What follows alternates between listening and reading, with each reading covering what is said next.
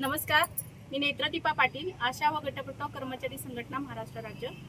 आता कालच मी एक व्हिडिओ शेअर केला होता की केंद्र शासनाचं थकीत मानधन जमा होणार म्हणून, परंतु काही जणांचे प्रश्न आले की कुठल्या महिन्यापासून जमा होणार, कसं जमा होणार, याबद्दलचं एक संपूर्ण माहितीचा व्हिडिओ करावा म्हणून आजचा हा व्हिडिओ आपण करत आहोत। तर ज्यांचं ऑक्टोबरपासून हे मानधन थकीत होतं त्यांचं ऑक्टोबरपासून केंद्र शासनाचं मार्चपर्यंत नामांकन मिळणार आहे।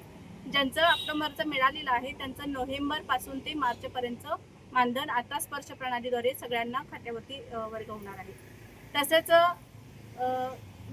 एप्रिल महिन्याचं सुद्धा केंद्र शासनाचं मानधन आलेलं आहे, पण त्याची प्रोसिजर आधी हे जमा झाल्यानंतर त्याची कार्यवाही होऊन नंतर ते जमा होणार आहे।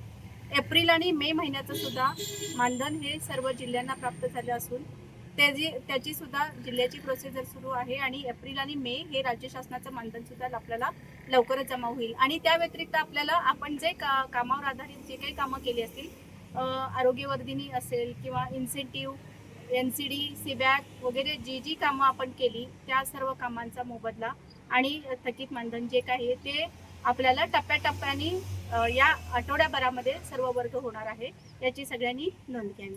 धन्यवाद।